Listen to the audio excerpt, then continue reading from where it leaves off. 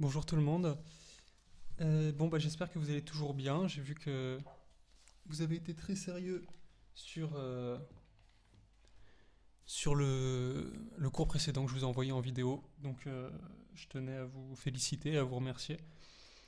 Euh, j'ai eu des bons retours, donc ça fait plaisir. Voilà. Alors, on continue directement. La suite de ce cours, suite et fin de ce cours sur la conscience. On va voir combien de temps ça prend, mais je pense que ça sera. Peut-être que je vais le diviser en deux cours, on verra. Bon, en tout cas, il s'agit de la partie 4, conséquences des théories de l'inconscient. Voilà, je vous laisse noter le titre. Donc on va bien observer comme le titre le dit, le stipule, quelles conséquences a pu amener le fait de théoriser comme ça, à partir de Freud, hein, de théoriser de manière systématique l'inconscient humain. Alors bien sûr, je tiens à vous préciser que ce qu'on va voir, c'est que des axes partiels, hein, c'est pas toutes les conséquences possibles, il y en a énormément, ça a eu un impact énorme, comme vous le verrez, et comme vous le savez sans doute, hein, cette théorie de l'inconscient freudienne, mais on va pas pouvoir tout explorer parce que c'est pas le but du cours, on pourrait prendre un an pour en parler. Simplement ici l'intérêt c'est de montrer que voilà, ça a eu des conséquences importantes.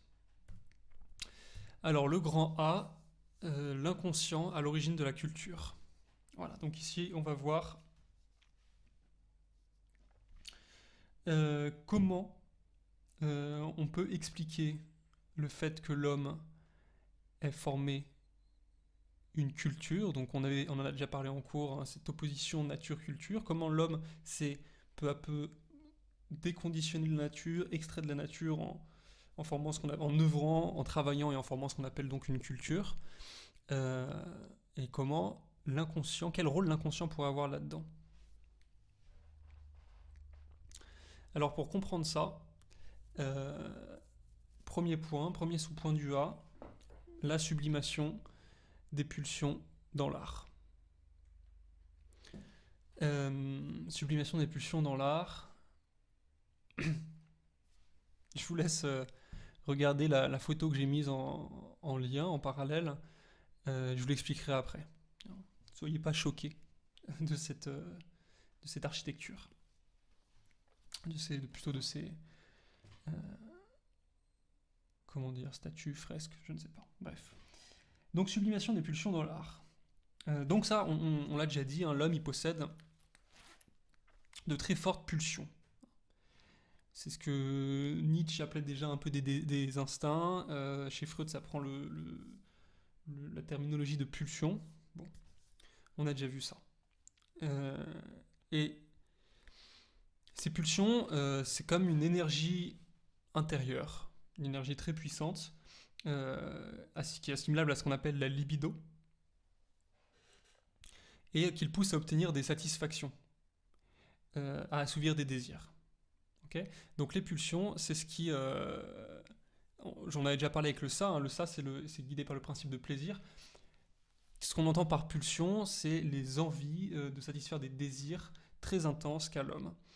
Et on verra, on n'a pas encore fait le cours sur les désirs, mais c'est ce qu'on verra plus tard, le lien entre ça et le fait qu'on puisse appeler ça une énergie. C'est des désirs qui vont être le moteur de l'homme dans ce sens-là. Okay. Donc voilà, on appelle ça une énergie intérieure puissante. Et, et cette énergie-là, c'est ce qu'on appelle en général la libido. Okay. Je vous mets la définition ici. La libido, encore une fois, c'est pas une définition qui vient de moi, hein, c'est trouvé sur internet, mais je la trouve parlante. Donc c'est l'énergie psychique vitale ayant sa source dans la sexualité au sens large, c'est-à-dire incluant génitalité et amour en général, de soi, des autres, des objets, des idées. Okay, donc la libido aujourd'hui c'est très très souvent associé au, au plaisir sexuel, hein, ou au désir sexuel, euh, voire même c'est péjoratif, c'est utilisé de manière péjorative, c'est pas du tout le véritable sens, ça c'est un sens très restreint. C'est-à-dire que quand on parle de libido, on parle d'assouvissement des plaisirs en général. Euh, alors là, ils disent amour, je ne sais pas si le terme est très juste pour le coup. c'est une vision. Moi, je dirais plaisir plus qu'amour. Et disons, en tout cas, par amour, il faut entendre vraiment cette recherche de, voilà, de satisfaire son propre plaisir. Euh, et donc, bon, ça, on a déjà vu. Ça, c'est le principe qui guide le ça, donc l'inconscient, la partie inconsciente de nous. Donc, pousser à assouvir des désirs très personnels, très égoïstes. Et ces désirs-là, eh ben, il se trouve qu'ils sont canalisés, voire censurés par l'éducation. Par le surmoi, on en a parlé également. Et à cause de cette censure, de ce qu'on appelle ce genre de refoulement par la conscience, l'homme a des difficultés à obtenir satisfaction de ses pulsions. Il a du mal, il ne peut pas, la plupart du temps, il s'interdit lui-même. Il y a une instance en lui qui lui interdit de satisfaire ses désirs et ses pulsions. Donc, c'est ce qui amène une forme de frustration. Okay, donc, libido plus moi sur moi, ça amène une frustration. Ce qu'on pourrait qualifier d'une sorte de tension qui se fait ressentir chez le sujet qui éprouve cette frustration. Parce qu'en gros, c'est comme si on était... comment dire ? C'est comme si on était tiraillé entre un désir et l'impossibilité morale de s'y abandonner. Une très forte envie de faire quelque chose et l'impossibilité morale de la faire. Okay, parce qu'on se dit non, c'est complètement immoral, je ne peux pas faire ça. D'accord ? Et donc on s'interdit de faire énormément de choses à cause de ça. Alors pourquoi je vous ai mis cette photo là en lien ? Bon, c'était déjà, je cherchais une photo pour illustrer. Ça, c'est une photo de statuettes sculptées dans un temple en Inde, dans une ville qui s'appelle Varanasi, Bénarès, autrement appelé. Et ce temple-là, il est recouvert, alors là c'est qu'un détail, mais il est recouvert comment dire, de figures représentant des positions sexuelles ou la sexualité en général. Okay. Donc là, pour le coup, d'ailleurs, globalement, dans la culture traditionnelle indienne, il y a toute une dimension qui, elle, part très ouverte à la sexualité. D'ailleurs, vous avez peut-être, sans doute, la plupart d'entre vous, déjà entendu parler de ce qu'on appelle le Kama Sutra, qui est à l'origine, en réalité, un livre sacré en Inde, qui a été écrit par il y a des milliers d'années, par un auteur qui s'appelle... attendez, j'ai peur de me tromper, je vais vérifier. Vatsyayana. Vatsyayana. Et donc, enfin, il faut savoir aussi, c'est que ça n'a rien à voir à l'origine avec des positions. Mais c'est l'art de l'amour, un peu comme on l'a eu avec Ovide, en latin, l'art d'aimer. Qui avait écrit l'art d'aimer, Ovide, je ne sais pas si vous en avez déjà entendu parler. Donc voilà, c'était pour représenter le fait que là, en tout cas, bon là c'est vraiment le sens, mais qui est quand même vrai aussi, mais le sens restreint de libido, c'est-à-dire sexualité, qui se retrouve clairement exprimé dans des cultures comme ça. Après, est-ce que c'était en Inde un cas isolé ? J'en sais rien. Est-ce que tout le monde prenait ça au sérieux les écrits de Vatsyayana et le Kama Sutra, sans doute un minimum, puisque ce temple-là, il est très connu, et qu'il est érigé dans une ville, une des villes les plus sacrées d'Inde et les plus reconnues d'Inde. Donc ça devait être un minimum, comment dire, accepté. Cependant, il est possible de soulager donc cette tension entre le désir et l'impossibilité morale de s'y abandonner, soulager cette tension sans pour autant braver les interdits. C'est-à-dire que, ok, bon, je reviens un peu en arrière, mais on a en gros libido plus moi sur moi égale frustration, et donc on se dit, bon bah, soit on refoule nos désirs, nos pulsions, soit on les accepte, mais dans ces cas-là, on dit merde à la morale quelque part, ou on dit merde à nos interdits qui sont liés à l'éducation. Eh ben, pas forcément. Il est possible de trouver un entre-deux, c'est-à-dire d'accepter ses pulsions sans pour autant renier les principes moraux qui sont issus de notre éducation. Et notamment, c'est en réalisant des œuvres. Et donc en faisant ce que Freud appelle une sublimation. Et donc pour Freud, l'homme, en réalisant des œuvres, opère une sublimation de ses pulsions. Ok ? Alors, j'ai mis sublimation des pulsions dans l'art, en réalité c'est pas que dans l'art. L'art est vraiment un exemple typique, mais c'est l'œuvre en général. Et bon, après ça nous amènerait trop loin sur ce que c'est que l'œuvre. Mais bref. Et donc sublimation des pulsions dans l'art, donc transformation de l'énergie pulsionnelle en une création. Le terme sublimation, à l'origine, il vient de la chimie. C'est un terme que Freud emprunte à la terminologie de la chimie. Et il s'agit d'un changement d'état. Donc en chimie, c'est un changement d'état, c'est quand on passe de l'état solide à l'état gazeux. C'est une sublimation. Et donc là, c'est pas le cas. Hein. Il ne s'agit pas de rendre nos pulsions à l'état gazeux, ce qui n'aurait pas de sens, évidemment. Mais il s'agit de réaliser ces pulsions inconscientes et de les amener à la conscience, de les exprimer, de les sortir d'un point de vue conscient en les transformant. Et donc, pour Freud, toutes les créations humaines seraient issues d'une énergie première, donc la libido, qui serait transformée, qui aurait été transformée pour se libérer de manière contrôlée. Donc c'est vraiment une extériorisation. Et ça serait vraiment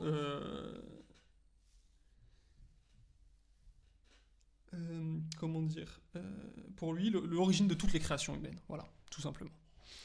Je vous ai mis là en fond une image de vitrail. Alors, déjà parce que c'est une œuvre et que c'est joli, hein. Mais en plus je trouvais ça intéressant parce que Freud a beaucoup parlé de religion et c'est clair que la religion c'est une énorme instance morale. C'est une instance morale, on l'avait déjà vu avec Nietzsche, qui a posé énormément de valeurs, d'étapes de valeurs et notamment énormément d'interdits. Qui a posé des règles, si vous voulez, des règles qui interdisaient certains comportements, louaient d'autres types de comportements. Et c'est intéressant, je trouve, parce qu'à la fois, ce vitrail, c'est l'expression à la fois d'une sublimation, puisque c'est une œuvre d'art, hein, ça répond au code de ce qu'on appelle une œuvre d'art, à des codes techniques et des codes de jugement de goût, de beauté plutôt. Et donc ça sera à la fois une sublimation et en même temps qui soutient une des instances qui a le plus empêché les pulsions de s'exprimer. Donc je trouvais ça assez amusant de noter ce point-là, ce point assez paradoxal. Parce que si on écoute Freud en tout cas qui dit que toutes les créations sont des sublimations de pulsions, dans ces cas-là, même ce vitrail est une sublimation de pulsions et pourtant il sert l'Église qui, elle, est l'instance qui est le plus qui est le plus étouffé nos désirs et notre libido. Voilà, donc ce qu'il faut retenir de ça, c'est que c'est le terme de sublimation, ok, c'est donc l'idée d'une extériorisation. On transforme, comment on ne peut pas sortir la pulsion telle qu'elle, parce que notre morale, notre conscience justement nous l'interdit, et ben on la transforme comme ça, si vous voulez, ça passe, la conscience ne reconnaît pas la pulsion, et donc elle n'interdit pas, et donc ça arrive à s'extérioriser dans une forme d'art. Mais ça c'est quelque chose qui se passe de manière inconsciente, c'est-à-dire que Freud ne dit pas que n'importe quel peintre qui peindrait un tableau a conscience qu'il est en train de sublimer telle pulsion inconsciente. Non, les pulsions elles sont inconscientes, donc on n'a même pas on a par définition pas conscience de les avoir. Simplement le fait de faire de l'art, ça ouvre des canaux, si vous voulez, qui font ressortir un peu de ces inconscients-là sans qu'on s'en rende compte. Donc, tout simplement, ça fait du bien. Ça fait du bien parce que ça permet d'extérioriser des choses qui nous pèsent et qui sont lourdes pour nous. D'accord ? Alors, et donc, d'après cette hypothèse, euh, selon Freud, il n'y aurait pas de culture en fait possible, du coup, sans refoulement. Et donc le refoulement est nécessaire à la naissance de la culture. Bah oui, puisque on a vu que le refoulement étouffe les pulsions, et les pulsions peuvent ressortir en étant sublimées dans les œuvres que crée l'homme, dans n'importe quelle œuvre, dans n'importe quel travail, si vous voulez, qu'effectue l'homme. C'est-à-dire qu'en fait, c'est la base de l'énergie vitale humaine, finalement, la pulsion. Mais si c'est la base, c'est parce que c'est le refoulement. Parce que s'il n'y a pas de refoulement, du coup, on n'aurait pas besoin de créer pour se sentir bien et pour relâcher le poids de nos pulsions. Et donc on ne créerait pas et on serait comme les animaux finalement juste à vivre de nos pulsions et à essayer d'assouvir au maximum nos désirs. Donc en fait paradoxalement, c'est grâce au refoulement provoqué par l'éducation et la conscience que, euh, que l'homme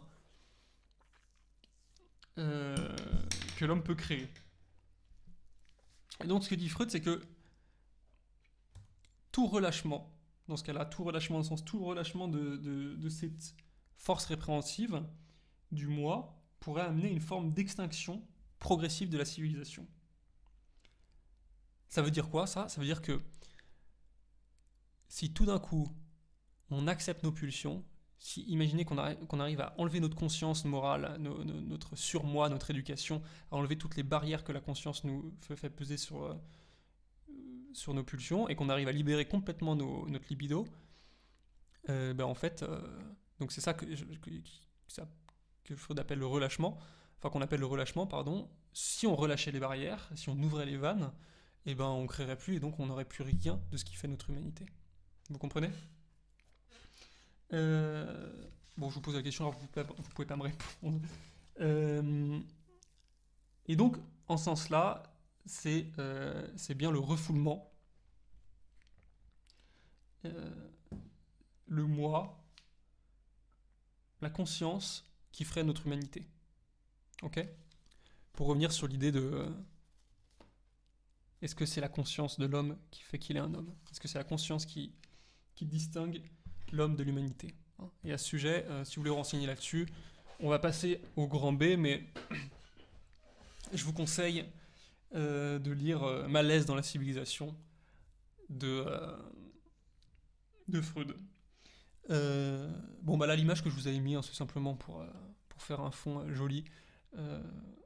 Et comme on parlait de culture et de civilisation humaine et d'œuvre humaine, une photo de ville, je trouvais ça cohérent. Voilà, mais ça n'a pas de sens particulier. Voilà pour le premier point, pardon, non, on va pas passer au grand B. Voilà pour le premier point du grand A. On passe au deuxième point.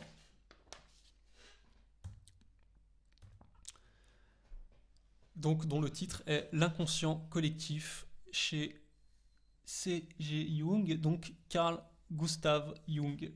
Je suis désolé, j'ai pas marqué le nom en entier, donc Carl C-A-R-L, Gustav G-U-S-T-A-V, et donc Jung. Ça se prononce Jung et pas Ginge ou Jung. Voilà. C'est qui Jung ? Je vous en ai déjà un peu parlé. Donc, c'est un médecin psychiatre suisse. Il est né en 1875 et il est mort en 1961. Il a été très lié à Freud à ses débuts. En fait, il a même été un des premiers défenseur de Freud. Ils ont beaucoup travaillé ensemble, hein, ils s'entendaient a priori très bien. Mais ils se séparent. Au bout d'un moment, en fait, Jung se sépare de Freud en estimant, entre autres, deux choses. D'abord, pour Jung, Freud attachait trop d'importance à la sexualité, et notamment il sexualisait trop l'enfant, hein, parce que, bon, ça on n'en parlera pas, mais si ça vous intéresse, Freud estime que la libido l'énergie sexuelle, elle est présente dès les premiers instants de notre vie, donc dès les enfants, et ils sexualisent comme ça même la petite enfance. Donc pour Jung, Freud attache trop d'importance à la sexualité. Et il y a un autre point qui est sans doute plus important, c'est que pour Jung, Freud, il oublie une des dimensions les plus importantes de l'inconscient, qui est l'inconscient collectif. Okay. Freud, il parle en fait que d'inconscient individuel, et pour Jung, il y a un inconscient individuel, mais il y a aussi un inconscient collectif, et on va voir ensemble ce que c'est que cet inconscient collectif. Je vais essayer de vous expliquer la théorie avec un petit schéma.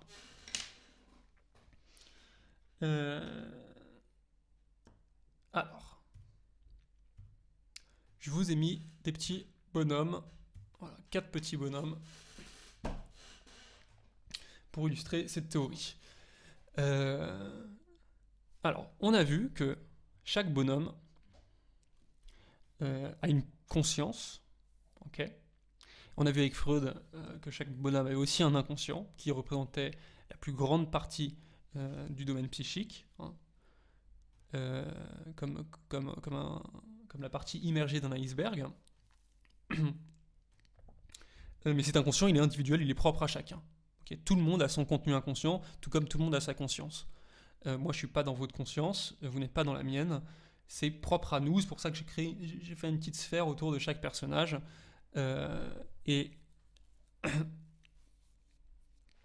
Donc c'est la même chose pour l'inconscient, tout le monde a son propre inconscient.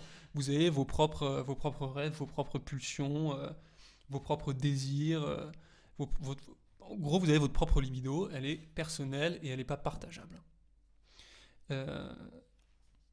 Ça, c'est une chose, et c'est ce que dit Freud, et c'est a priori tout à fait compréhensible. C'est l'individualité, quoi. On n'est pas mélangé. On est un corps, on est aussi un psychisme. Et bien Jung, il va dire que, certes, on a un inconscient, une conscience et un inconscient individuel, mais pour lui, on a aussi un inconscient collectif. C'est-à-dire que pour lui, il y a aussi une part d'inconscient qui est partagée par tous les hommes. Ça ne dépend pas de la culture, ça ne dépend pas de l'époque. Tous les hommes, à n'importe quelle époque, partagent quelque chose que Jung appelle l'inconscient collectif.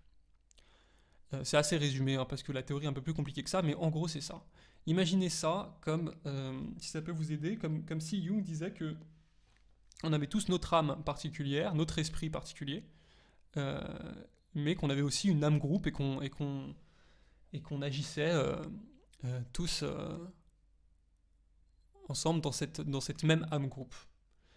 D'ailleurs, pour Jung, c'est un trait, cet inconscient collectif, c'est entre guillemets un trait que partagent les animaux entre eux. Et c'est ce qui explique, on en a déjà parlé, c'est ce qui explique par exemple que tous les castors dans le monde font le même genre de barrage, toutes les araignées font les mêmes genres de toiles.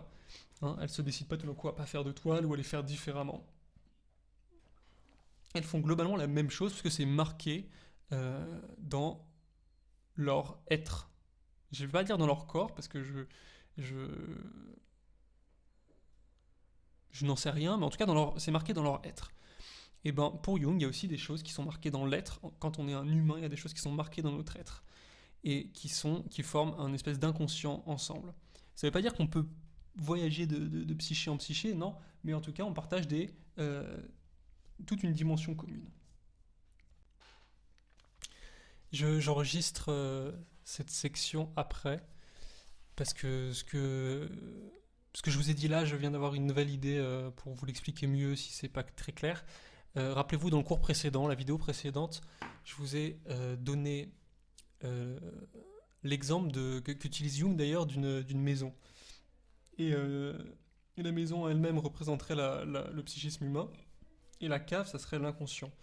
Donc la cave qu'on connaît moins bien, qui fait un peu peur, dans laquelle on n'a pas très envie d'aller, et surtout aussi la cave où on met des objets, où on relègue des objets qu'on n'a pas envie de voir, ou alors qui ne nous servent plus.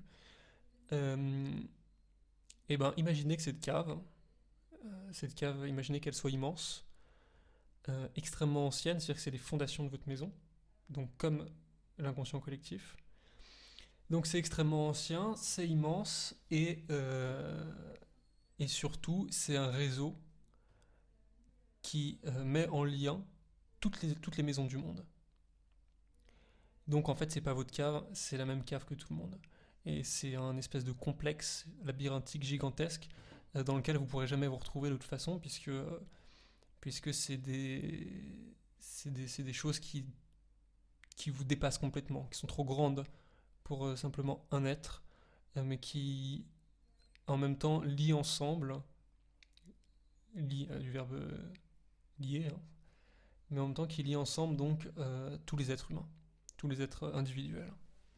Voilà, petit aparté fini, je vous remets sur la vidéo. J'espère que ça vous aura un peu éclairci sur cette notion-là, ce concept plutôt d'inconscient collectif.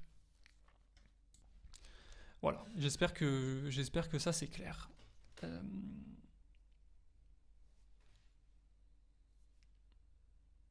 Donc, on passe à la suite.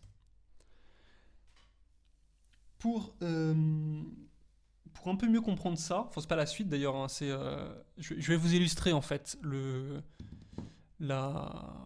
vais vous illustrer la théorie. Et pour l'illustrer, pour mieux la comprendre, parce que même avec ce schéma ça peut être un peu flou, et ben je vais vous expliquer comment Jung il a commencé à penser à ça. Il y a une histoire assez célèbre, assez connue. Et en fait, pendant qu'il était psychiatre dans une clinique à Zurich, en Suisse, et ben, il a l'occasion de rencontrer des patients, des personnes qui présentent des troubles psychiques, donc des pathologies psychiques extrêmement fortes. Et un de ces patients, dont j'ai oublié le nom, mais c'est pas important, présente... Il y a un de ces patients qui a un délire très sophistiqué, et très récurrent, très fort. Son délire, c'est qu'il voit le soleil, ou plutôt il voit dans le soleil l'image d'un pénis en érection, littéralement. Donc pour lui, le soleil, c'est un pénis en érection, et ce pénis en érection, les mouvements de ce pénis en érection, ça serait ça qui produirait le vent et les climats. Et d'ailleurs, il est persuadé que lui, dans sa tête, il est capable de changer les mouvements du soleil pénis, et donc il est capable de changer le climat, bref. Donc c'est quelqu'un qui est aujourd'hui on dirait qu'il est dans une crise psychotique, il est en tout cas dans un délire assez certain, et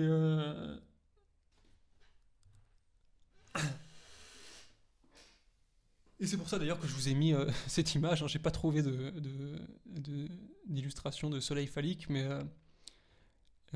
bon, j'ai trouvé une image qui pourrait s'en rapprocher parce que l'image du soleil est intéressante. On reviendra après juste après.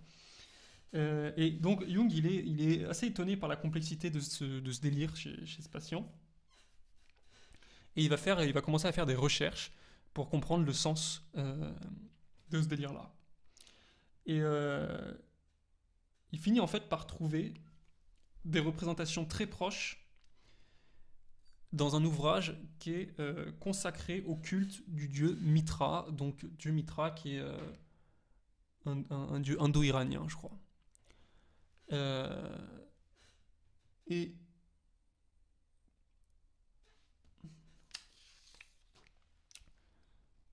en fait, ce que va comprendre Jung, c'est que le symbole, le délire de ce patient, la symbolique de ce délire, le soleil phallique, c'est quelque chose qui se retrouve dans d'autres cultures, dans d'autres civilisations, à d'autres époques, de manière très similaire. Et pour lui, ça va absolument pas être un hasard. Et d'ailleurs, il va répéter l'opération avec d'autres patients. Il se rend compte que, peut-être pas à chaque fois, mais en tout cas que les images qui apparaissent dans les délires se retrouvent encore dans des cultures très anciennes. Et il fait aussi des recherches sur le patient pour bien être sûr que ce patient-là, il connaissait absolument pas le mythe de Mitra, par exemple, du dieu Mitra. Donc, je récapitule, le patient a un délire des visions, il ne connaît pas le culte du dieu Mitra, qui pourtant représente exactement le même genre de délire. De vision, plutôt de symbolique, donc de soleil phallique qui ferait le climat. Et donc ils partagent les mêmes représentations sans pour autant qu'il y ait eu de communication entre eux. Et ce que Jung en déduit, c'est qu'il existe des idées, je mets des idées entre guillemets, hein, il existerait donc des idées qui seraient communes à tous les hommes dans toutes les civilisations. Et le nom que donne Jung à ces idées-là, c'est des archétypes. Et donc il y aurait donc des archétypes présents en l'homme depuis toujours.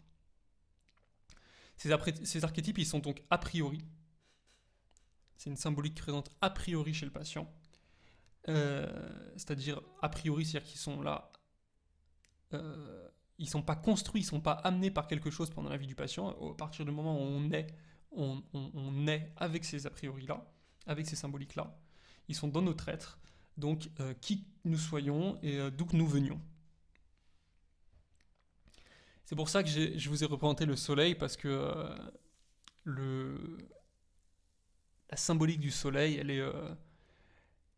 bon, je n'ai pas fait d'études sur le soleil, mais en tout cas, elle est présente dans énormément de cultures et toujours associée à une divinité, ce qui est très logique d'ailleurs, puisque le soleil, c'est la vie, c'est comment dire, c'est la nature qui pousse, c'est la culture qui grandit, etc. etc. Voilà. Et donc, le terme d'archétype, vous pouvez le retenir. C'est le terme qu'utilise Jung. Donc voilà, ça serait ces formes que prennent l'inconscient collectif. Ça serait des choses qu'il y a dans notre inconscient collectif que tous les hommes partagent entre eux. Par exemple, un de ces archétypes, pour Jung, c'est l'idée de soi. C'est l'idée de l'individualité. Que je suis quelqu'un, je suis quelque chose. Pour Jung, c'est un archétype qui est présent dans tous les hommes. Il n'y a aucun homme qui naît en se disant qu'il n'est pas lui-même ou qu'il n'est pas quelque chose de défini. Donc, c'est quelque chose que partagent tous les hommes. Donc, c'est un archétype qu'on ne nous a pas appris. On n'a pas cherché à nous l'apprendre. Il est inné, si vous voulez. Voilà. Donc, voilà pour ce grand A. Je termine là-dessus.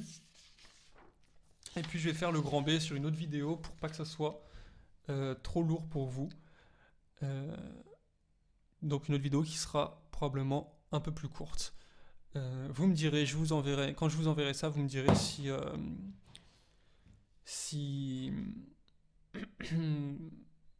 vous la regardez vraiment, si la vidéo fait une demi-heure, est-ce que vous la regardez vraiment en une demi-heure ou est-ce que vous faites suffisamment de pauses pour que ça dure plus longtemps? Parce que si au bout d'une demi-heure vous avez déjà fini, si au bout d'une demi-heure vous avez déjà fini, ça sert à rien.